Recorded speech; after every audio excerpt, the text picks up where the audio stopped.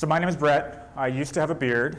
I know that confused several of you, or many of you, compared to last year, and I hope that I'm still credible to talk on disruption now that I don't have a beard, because it went really well with my beard. But today I'm talking about disruption in our industry, and want to give you a little bit of background about me and kind of, set the foundation for who I am. It's pretty easy to imagine me as a software developer, and before that I ran a BIM consulting company that I grew and then sold off. But before that, I was a project manager for a large general contractor, and I did that for 9 years. And so, my weird background includes, this wide range of things I've done, including going all the way back to writing RFIs and being in the field and knowing how we actually go and build. This is a picture of my first job, a great big hole that we filled up with a building in downtown SF. This is what I looked like 18 years ago, before pre-construction, probably before I got all gray, and before we went quite a bit more digital than we were. So, I've been to Australia a couple of times before, and one of the things I know about Australians is I shouldn't be very subtle. So here's my presentation and what I'm going to kind of outline. First, I'm going to talk about disruption and why I believe that the indications of disruption are hard to ignore, and that there's no doubt that we are going to be encounter disruption. Part two, want to talk about design and talk about how we look at design and how we kind of differ from other industries in design. And design isn't design. It's kind of like Rudy Giuliani said that truth isn't truth. And so design isn't design, and I'll kind of go through all that. And then last, I want to talk about software and how I view our current, all of our software that we currently use within our industry is really underperforming and not really achieving what we're trying to really go and tackle. So that is the outline of what I'm going to talk about. And finally, after that, I'll talk about how I believe that gaming engines in particular are the potential to really kind of change our industry because of the technical power of what they offer. So I'm going to begin with a video of a rocket landing backwards. This is not really related to AEC, but it kind of is, right? And I'm not trying to say that we're going to be disrupted the way the industry of rockets are being disrupted by Elon Musk.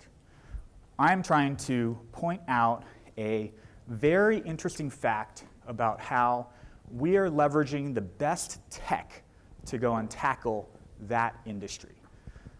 That capability of landing a rocket backwards was not possible, even 5 or 10 years ago. And Elon Musk is able to dominate his competition and have a competitive advantage over everybody in that industry that no one can catch up with him because of what he has been able to achieve. And that is relevant to our industry because of how he is tackling it and what he's doing. Take a look at this metric. Elon Musk, because of technology, 2 years ago had a 30% market share for his industry. And in this year, he has doubled that to 60%. That is incredible, and technology is letting him do that. But consider this. The total addressable market for rocket launching is 7.54 billion Australian. And so when you think about our industry is on that graph as the green circle.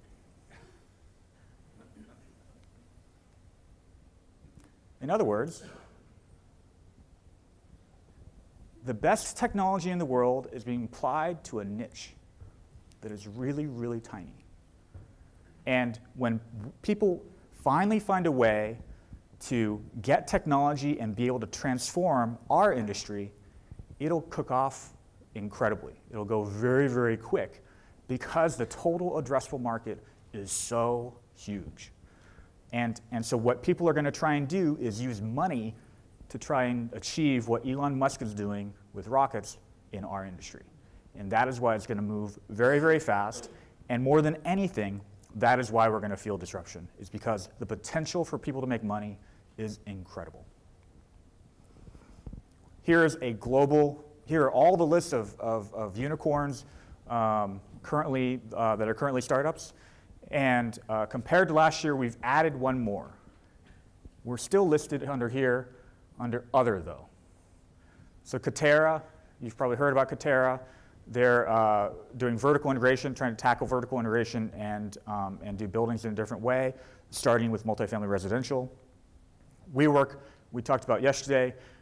They're doing basically trying to tackle everything within the office space in any type of office building that they go and do. And then Procore Technologies, who I believe has a renewed effort or a large effort to break into the Australian market and compete with Aconex. So within that, we currently have only 3 unicorns. But there is a very, very interesting thing about those 3 unicorns. Steve Butler yesterday said that, that SoftBank, the Japanese investment firm, wasn't known for putting money into construction companies, construction startups. And that might be kind of true, but it isn't really true because they actually put in over $1 billion into each of both Katera and WeWork. So here you have a Japanese investment bank that has put $1 billion into Katera and $1 billion into WeWork. And so they're doubling down their bet to go after the addressable market. So that is an indication that they have a strong belief that their bet in construction tech is worthwhile, and they're going to push hard into it. So if you look at others in here, I mean, it blows my mind that Pinterest is up here as a $1 billion company. I mean, Pinterest. Compare what we do. Compare WeWork and Procore and all these guys, and we're talking about Pinterest, which is like images of like dogs and cats. Anyway, so we expect this will change, and hopefully that eventually we'll get to the point where we have our own construction tech, kind of grouping, because the market is so big and we kind of fully expect it to get there. Design isn't design. I went to Berkeley. There's been an effort at Berkeley since 1985 to compare construction to manufacturing and apply lean methodologies. And if you talk to, it really hasn't really, over that 35 years, it hasn't really kind of germinated and really kind of developed the way people thought it would develop. It's been hard. And if you ask people the leading obstacle for why we have not been able to treat construction like manufacturing, the most common answer is that construction has a unique job site and a unique team on every project. And so we don't have like a factory to go to. We have a new job site every time to go to. And I've come to the conclusion that I don't think that is actually the leading obstacle for adopting manufacturing techniques into construction. I think the problem is really design. And to kind of put it another way, robots aren't really good at writing RFIs. And so we are the only industry that tries to execute or ask questions while we're trying to execute. Manufacturing and these other groups, they lock down their design and make a commitment to what they're going to go do well before they put it into the factory. And that is a big difference compared to how we kind of treat it. In fact, so design as a thing is always on the critical path, and it is the biggest influencer of cost, without a doubt. And we all know that. We don't think of that way because as contractors, we don't really have as much control over design as we do over things that we more usually consider a critical path. But consider how, we like to think of design really as the process of defining what we're going to go build. And look at all the ways that we hedge the risk of design and mitigate the risk of the fact that we cannot lock down or we cannot absolutely define what we're going to go build and plan for. We as an industry and as contractors have piled on and help it along and extend out the design process for what we're trying to go do, and we lengthen it up until we can no longer lengthen any further. And the funny thing is, we actually benefit right now from that process, right? I mean, design build contracts definitely benefit the mechanical contractor a ton. They benefit the overall job as well, but we're definitely not incentivized to do anything different than design build contracts because it really helps us out. A lot of these things actually are rather than fix them and make them better and make them eliminate and come forward, we're part of a process that we're building that is kind of the culture of an extended design period. And there's a principle that says that when we're incentivized to, we'll preserve a problem when we're part of the solution, and that's part of what we go and do. As a BIM consultant, we would do the same thing, right? I'm not going to tell you how to do anything different if I'm getting paid hourly on how to go do BIM. And so we kind of have this culture of there's a lack of incentive or a lack of value system to go and really fix kind of the problem. The problem, though, really comes down to the future of design integration. If you look at Katerra and you look at WeWork, what they're doing is they're vertically integrating the stack. When you vertically integrate the stack, they have a different incentive, and they can go through and eliminate RFIs and eliminate that type of inefficiency and go and fix that. And if they develop technology that helps them to go do that, where is that going to leave us who are not a party to that and who are not involved in that?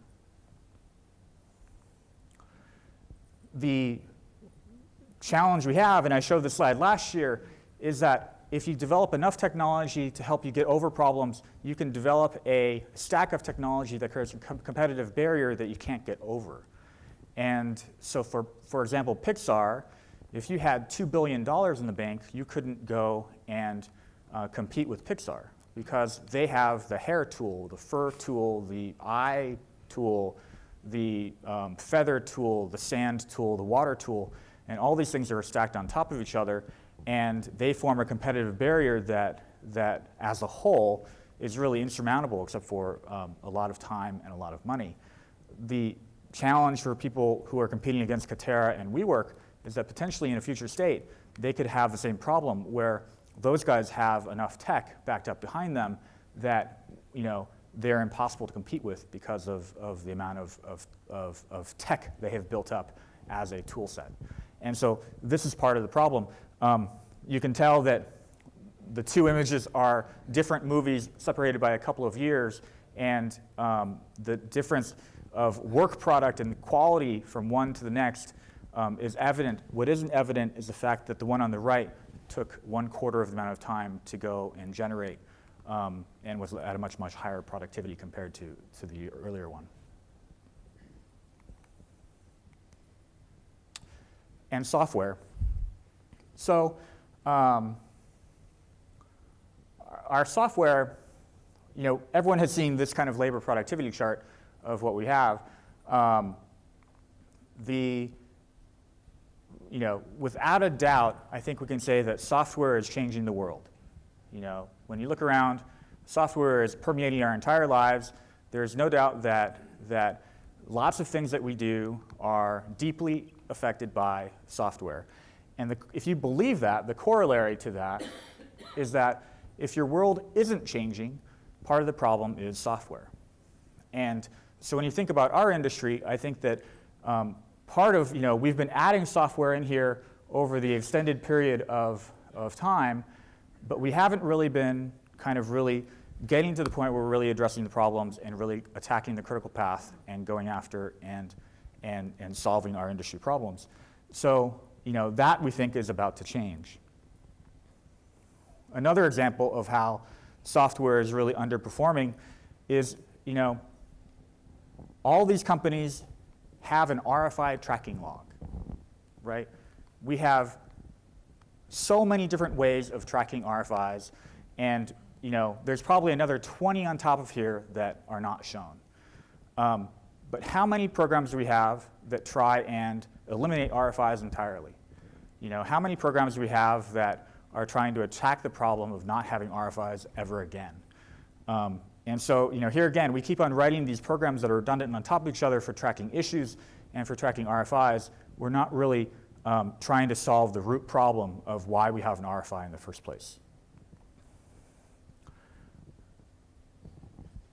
Gaming engines are another example of how far apart we are in our industry from other industries. So this is a gaming engine. It's built on top of Unity. It's a modern game. This type of game is measured in microseconds of lag for performance. So when you're playing a game, it is actually a metric that people look at all the time of how many microseconds it takes to compute and return values from a server, and that determines the quality of the game experience you have going through. Below 150 microseconds is a good value. If you're competitive, you want it in the tens of microseconds to be competitive in this type of game, right? Compare that to our software that we use. When you start up Revit, or you start up AutoCAD, or you start up these other programs, it takes a lot longer than microseconds. It's measured sometimes in minutes on how long it takes for things to start up. And we need to kind of demand of our computers and of our software the ability to get to that level of performance so that we can go and tackle what we need to go and tackle. Talking about software and the problems of software, I don't mind throwing my own software into the heap and talk about the challenges of writing software and what it can and cannot do. ClashMEP we wrote as a real-time clash detection tool for Revit. It is an interactive clash tool. As you model within Revit, it detects clashes and displays them to you in the interface and in an on-screen report. It's taken us about 18 months to go and kind of write it. And I can show you how it works. Here's the interface. Here's Revit. There's an initialization step, and you go up and you initially kind of run Revit. And then this is a feature where we're looking at clashes in between files. So if you're looking for penetrations or if you're looking against a clash between mechanical or structural, that would be what you do. And you can see that clashes are shown almost immediately as you go through and model or as you go through and check clashes. Really great tool. Very proud of the work that we've put into it. A lot of engineering went into being able, getting it to perform and be able to display clashes dynamically and be able to do this kind of gig, right? Which we think is valuable and we think is useful. The comparison, though, so when we do that step, when we do that work, here are all the things that we're doing behind the scenes to go and be able to execute that clash and be able to identify that clash. The first thing we do is we build a spatial index, which is a type of data structure on top of Revit. And what we do is we grab every single mesh of interest within the area of interest, and we store it on top of Revit. And by pulling it up on top of Revit and having it kind of in the API space, we don't have to ask Revit for a lot of information. We can directly interrogate the spatial index without going to Revit.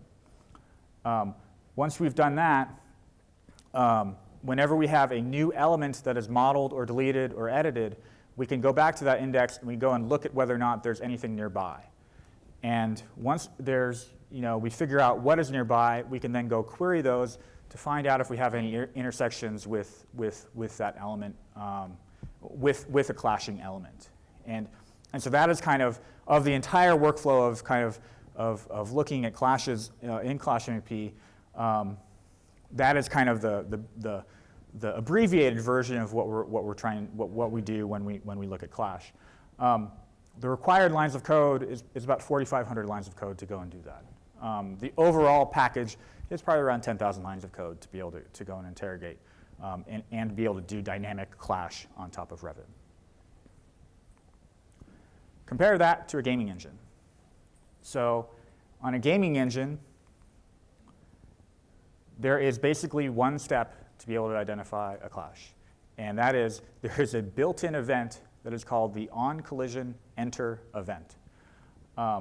And with that one line of code, with those few lines of code, you can get dynamic clash out of a gaming engine. And so when comparing and thinking about the difference between gaming engines and Revit, this is one of the stark examples of why we think that gaming engines are really fantastic for being able to change how we kind of work, because 3D environments are kind of built on solids.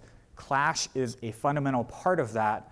Gaming engines are geared towards that because games are built around being able to clash against things, whether you're walking or shooting or running into objects or whatever you want to go and do. And so, the difference is really, really stark, we think. The other difference is the amount of documentation is incredible.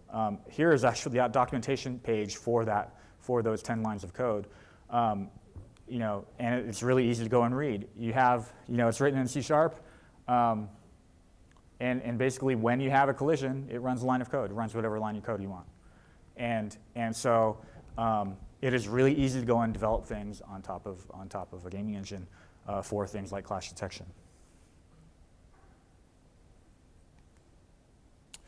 So I'm kind of going to go through kind of a very detailed view of how we kind of wandered into Unity and why we kind of wandered into this world of gaming engines as we're going through and looking at doing development for construction.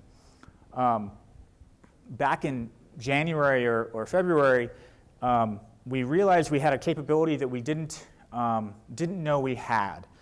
And that capability was the ability to go and look at data from past projects. And we realized that we had, we always kind of thought that, so data is fundamental to advanced computation. AI, machine learning, data is the key input that you need to be able to go and measure how you're going to go do things. And so we knew that was important. We always figured that we'd have to go and measure things and track data and curate data before we're able to go and use it. But back in January, February, we realized that there was a format, there was a thing that we already had that we could go and leverage almost immediately. And that was the piping component format, or PCF format, that is exportable out of fabrication and from Revit. The PCF format is a defined format. There's a 120-page specification for it. And what it does is it describes everything needed to place a part within a 3D space. And you can kind of look at it right here. There are different types of components, and a pipe, a flange, a bolt. Everything that you have within fabrication is defined by this format. The different types of parts, like a pipe, is defined by the two endpoints, which define the center of the pipe run. The piping category and the spec relates back to your fabrication dictionaries and how you've kind of defined those parts. And so everything really that you put into a fabrication model, we found was described by the PCF file format. And it became a DNA of how you've put past projects together because it was so comprehensive and detailed. What we're able to go and do is then take that PCF file format and be able to recreate it as a network diagram. And so if you remember Andrew Harris's emails within his company and the network diagram that he showed of the blurs in between things, we can do the same thing except with piping, conduit, and duct with all the different parts that go into a building model. The couplings, a coupling can either be a fixed coupling or a weld or a braze. Elbows are clear. The blue ones are actual pipes. the multi-component, there's endpoints, end positions of where you connect to things. And so really, this became an epiphany to us because we could go and look back on past projects and look at how everything had gone together and go and do data analytics on top of it. That led us to go and look for this is what it looks like on a project. So when you take a look at, this is actually one floor of a project. So the amount of data is kind of staggering, actually. We went looking for a way to go and visualize and be able to manipulate that data and figure out what to do with it. And so that led us to Unity and being able to visualize within Unity what we were trying to go and build and interpret coming out of past projects. One of the first things that we did was actually take a look at being able to automatically model waste risers for an apartment building. And this is a ventless waste riser for a project in Seattle. It's ventless because it has this aeration trap here that breaks up waste as it goes down, so you don't need to put in venting. I don't know if they have that here in Australia.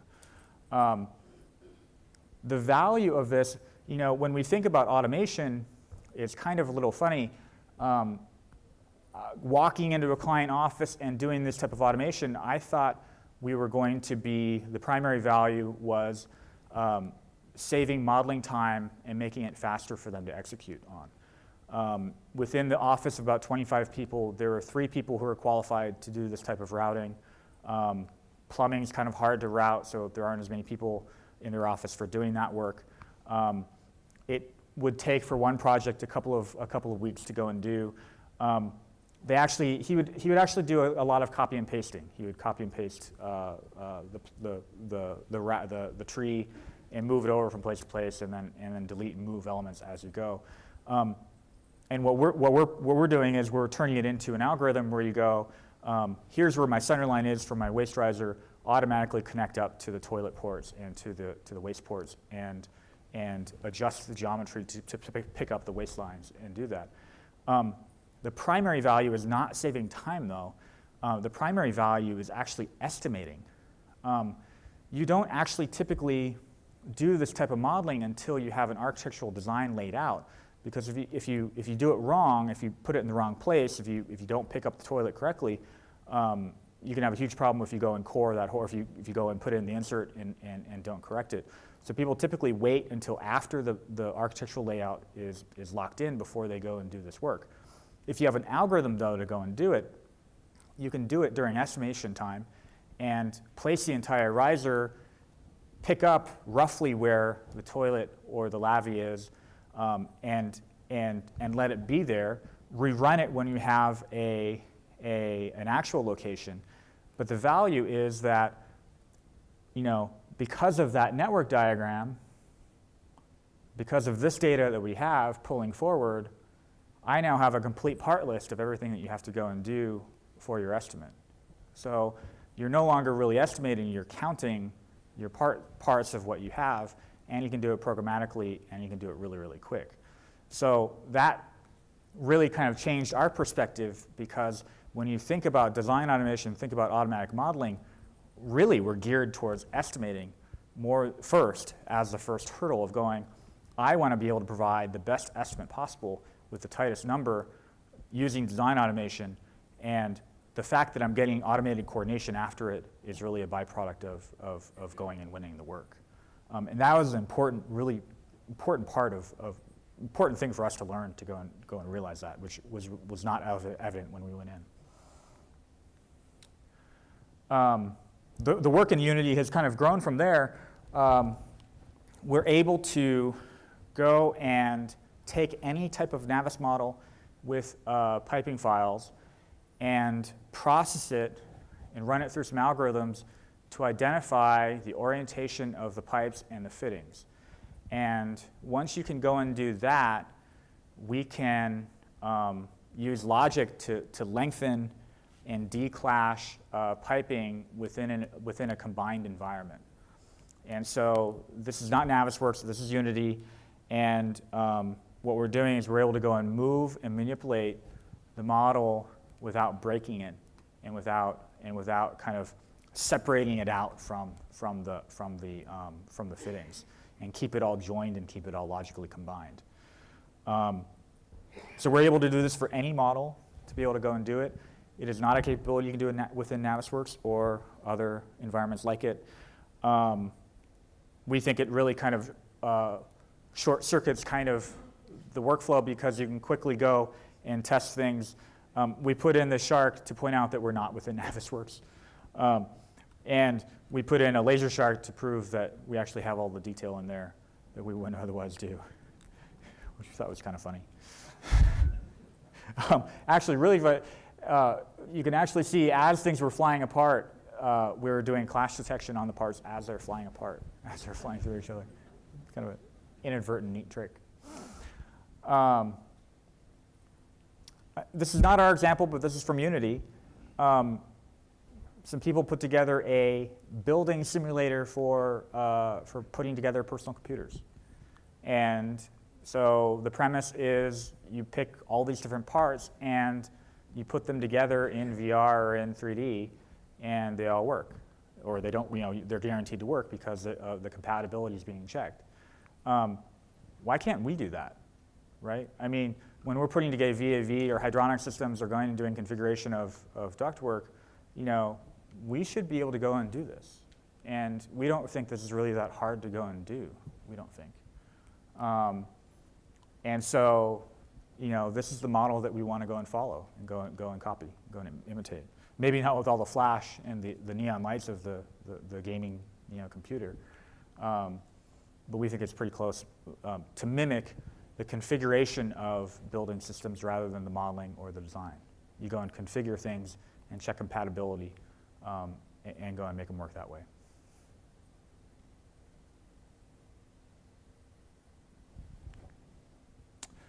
So, there's no doubt that we have to integrate into our existing workflows, and so we've put a fair amount of thought into how we're going to go and do that. The first part is that we start with Revit. Initially, we're using FBX out. FBX is a file format. It's been around for quite a while. And you pick elements that you're interested in and export them out through FBX and then pull them into Unity. The workflow that we're going to move towards is being able to integrate directly into the Revit API and pull the meshes out and put them into Unity directly without going through FBX. If you remember the spatial index that I mentioned before, the spatial index has all those meshes, and really we're just writing code that takes those meshes and pulls them into Unity as a binary file. There are other methods. Unity itself is offered to help with that process, as well as there's an add-in called PixZs that can help us do that workflow where you can selectively take meshes and put them into Unity directly. Once you are in Unity, then we're going to do specialized tools to be able to configure, coordinate, and optimize MEP systems. And I'll show you some of those in a minute. But the value of Unity is that we have complete control over all of the graphic capabilities of the engine. And so there's really no limitations on what we can go and do. We really have complete control over the environment.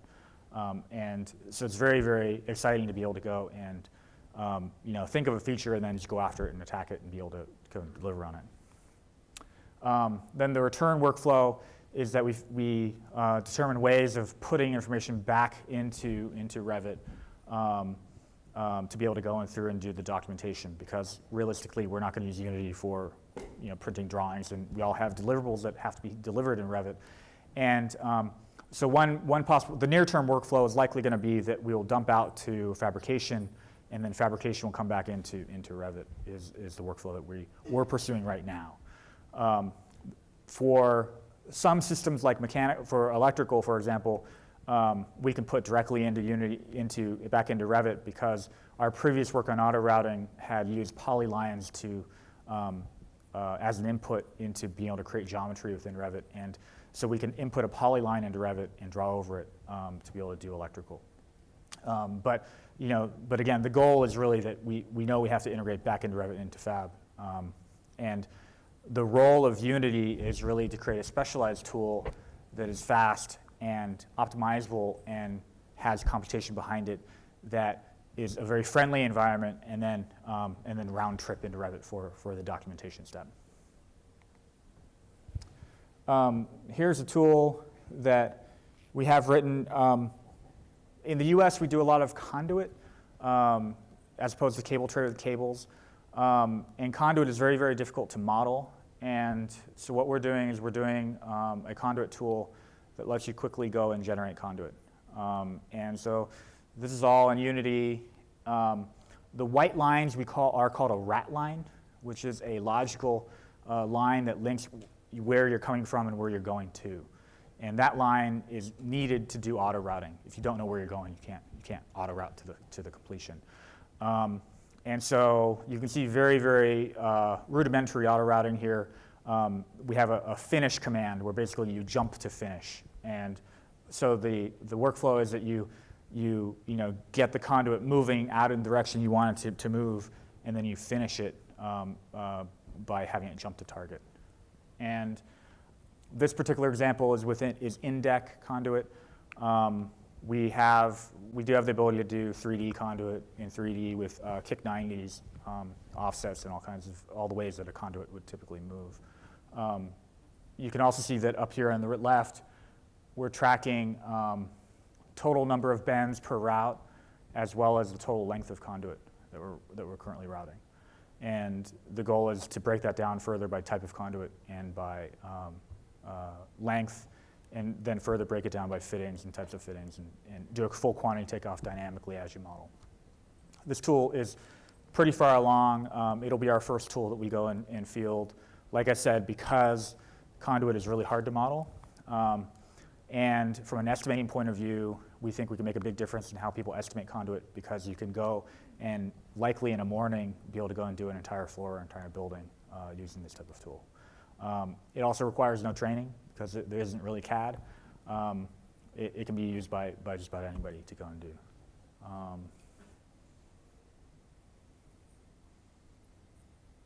And then the next steps after this are really that overlapping here that we write in the code to do anti-collision work, so that we detect the collision and then we add the offset to jump over other conduit. Other things that we are thinking about doing is the client requested that we be orthogonal on the layout of this conduit because there was a hospital and they want to know where they could drill and not drill. Most in-deck conduit is non-orthogonal and just laid out. And so that is another thing that we can go and do. We can just lay it out naturally in natural paths and follow the natural sweep of the cable and be able to go and lay it out and still get to an estimate of total length. So we think it's a pretty powerful tool. Another tool that we wrote related to that other tool was, how do you get those rat lines, right? How do you get those logical lines of where you're trying to go from and where you're trying to go to? And what we did was we wrote a poor man's P&ID tool. And so it is a node editor. It's kind of like Dynamo in a way. What you do is you make a node and you connect it up. And so the node would be a branch panel or a distribution panel, and then each line is a conduit that you run from one place to another. And because we're able to go and do this type of work and define the logic of where conduits run, then you can go run auto routing automatically without having to go and do that manual portion and then just go adjust it after you're done. So you can see how easy it is to go and do. You right click, you put it in there, and you go and do it. Part of the work coming out of Revit would then be auto-populating all these panels. So do a data scrub of Revit and go, give me a list of all the panels, pre-populate this graph with all the nodes, and then all you have to do is connect them up. And again, we think you can do that fairly quickly, definitely more quick than actually having to model it.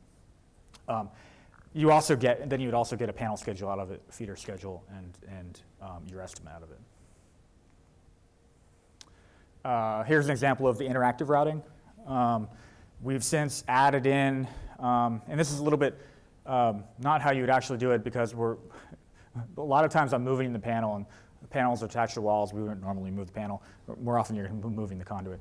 What we're doing now is we're adding boxes on top of the conduit as being a pick point to be able to grab it and drag it and move it around. And you do that either in plan or in 3D. But you can see that, interactively, you can go through and interact with the geometry in a very easy way and be able to go and adjust it programmatically. The thing that I find really interesting is that we're increasing the usability for people to be able to go and manipulate geometry. If people can do it, computers can do it better.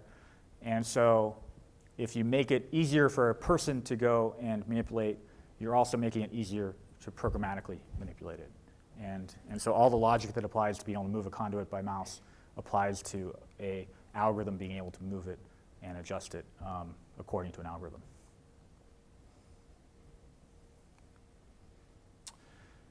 So, the question becomes, how are we really moving the needle by doing this, right? You're still modeling, we're adding in a step, we're adding in a platform, we have to write code, there's definitely, we're adding a little bit of complexity to it. And we want to be sure that we're going to be able to have a benefit overall of what we're trying to go and do because of the added work of going to Unity and having that kind of, that specialized tool. And so I want to tell you why I believe there are some compelling reasons that we're going to be able to do it effectively. Number one, there are 5.5 million people who develop on top of Unity. Compare that to the number of Revit API programmers you have,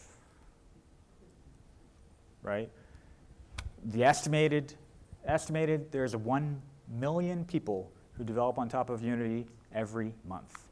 That statistic is actually 2 years old, but I totally believe it. If you have a problem, you can go onto a forum and Google it, and there are innumerable number of people who have run into it before. 57% of mobile games are built on top of Unity.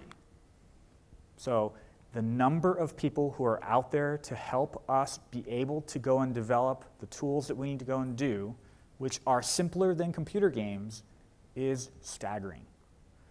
So we are going to be able to run really, really fast because of the number of people we have to go and leverage and be able to go and attack it. Here's another thing that you might find actually shocking. And this actually matches my experience. Computer game developers are cheap.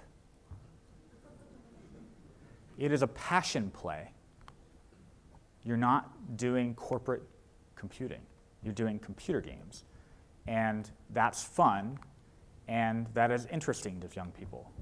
And so they are a deep discount compared to other types of programming categories. This is actually an Australian statistic. And so, you get people who, we were looking at a guy last month. He wrote his own game for 2 years, and his wife told him to go get a job. And he was pretty cheap, right? And the skills that they have to go and do, they can make things look pretty. They know a lot of C#. They know how to do automation. They know how to handle geometry. They know how to use other programs related to what we need to go and do. And so really, it's really kind of night and day compared to the world of Revit API programming, of which there are very, very few people out there, and they're very expensive. And they should be expensive because there aren't very many of them out there. One of the other potentials that we have, what we basically have is we have a game-based drawing tool for piping, conduit, and duct, right? You have the ability to draw that and model that through a gaming interface. And something our clients brought up that we actually didn't bring up, because I wasn't at the time a huge fan of AR. I thought, I didn't go to college to wear a thing on my head to, go and, have this AR headset on. What they brought up was the potential for a paperless workflow using AR. And so here is the current field markup workflow, of which I think that we're all pretty familiar, right? You have a modeler who creates the initial model. The model is sent with a PDF and probably likely the actual model as an NWD out to the field. The field takes a look at it, compares it against what's out there, does a markup, whether it's a markup on the model, revis to, marked up in VR, or a paper markup, somehow it's marked up. That information is then returned back to the modeler.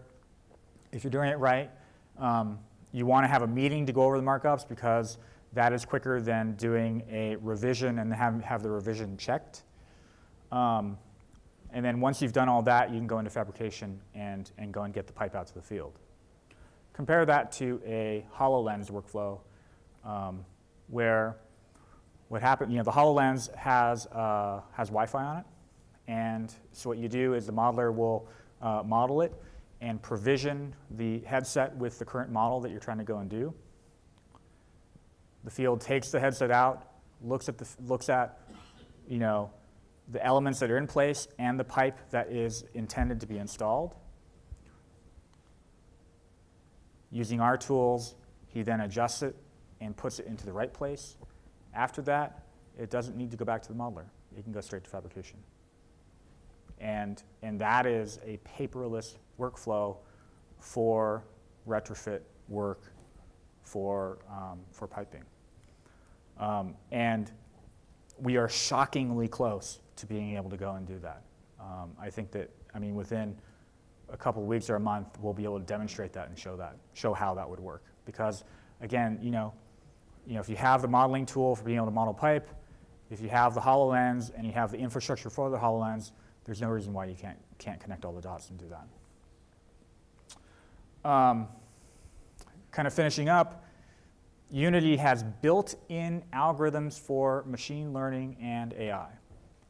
Built-in algorithms. They have a variety of different ways of working. Some of them are, a lot of them are geared more towards like game characters kind of running around. But when we look at them,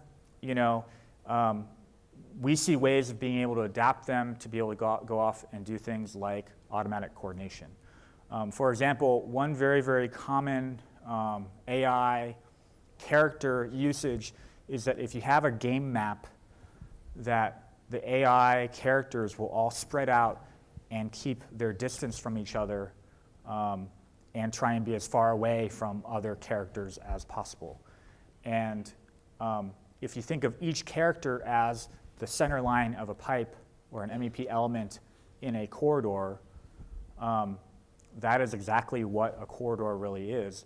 You're trying to maximize the amount of space in between all of the elements and be able to adjust and be able to maintain that integrity in between all of them. So we think that we're going to be able to go and use the built-in algorithms within Unity to be able to go and do automatic coordination of MEP corridor work. That would also apply to things like boiler rooms, where, again, you want to maximize the amount of space in between elements or come up with rules for how things are bounded by each other. So all this kind of falls within design automation. The value of design automation is that if we digitize the initial step of design, the downstream effect all gets better. We have digital procurement. We have supply chain management. We get more and more data coming out of it. If you have a supply chain delivering stuff to the field in an ad hoc way or in a conscientious way through a program, you get data on how a building goes together. You feed that back into an algorithm. So we really think that the future is being able to digitize design so that then we can flow through all the other elements after it. So kind of wrapping up, we think that disruption is going to happen very, very quickly if it isn't already happening. Definitely, if you work for Gensler in Western US right now as an architecture firm, you're having trouble keeping talent. We think they're being disrupted right now by WeWork. And so we think that there's no doubt in our mind that it's coming. We think that design as a thing, as an entity, we have found ways of hedging the risk we have for design. But what we've done is we've really prolonged the period until we have to execute.